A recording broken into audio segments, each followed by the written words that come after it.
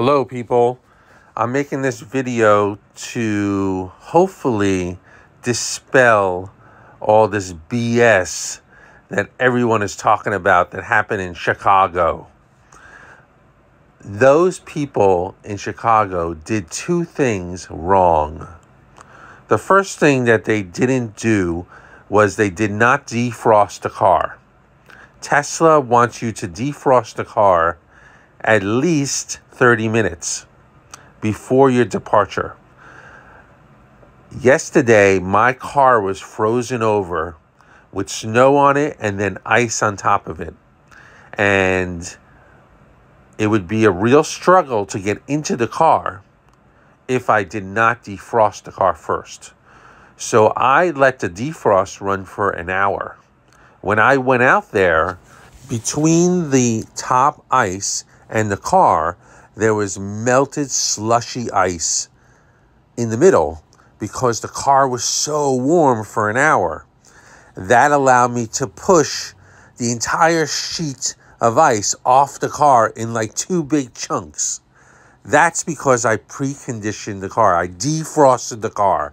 You saw it right there on the app. See it? You can see that blue button. You click that blue button and it turns everything up and heats up everything in the car, okay? And that allows you to melt that layer of ice so then you can get into the car much easier.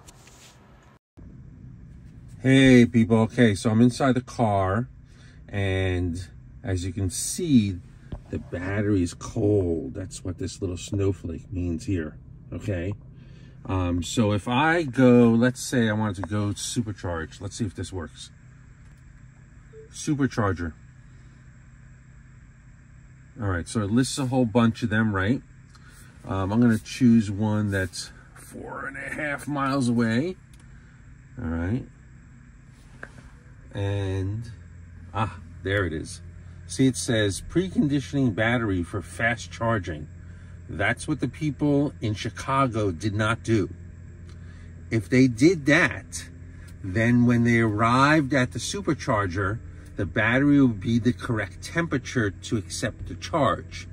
If you don't do that, if let's say you know where the supercharger is and you just drive there, okay, and it's 30 degrees or less outside, probably 20 degrees or less, okay, and you arrive at the supercharger and you didn't do any preconditioning, it could take 45 minutes for the battery to warm up before it will accept a charge.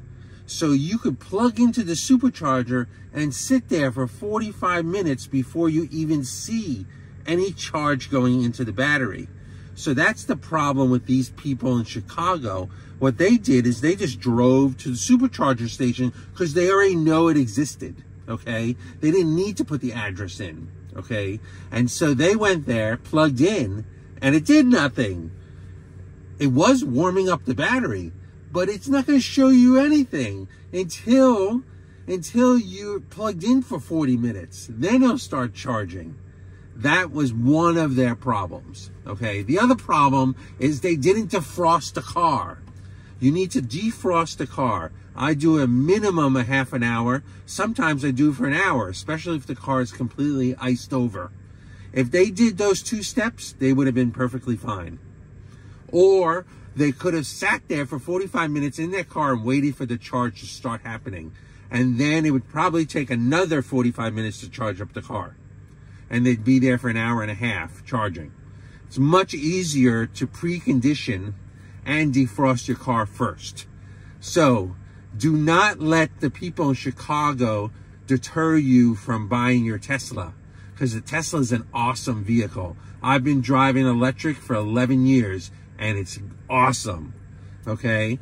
I hope that straightens it out for some people. Have a good one. I'll talk to you later. Bye.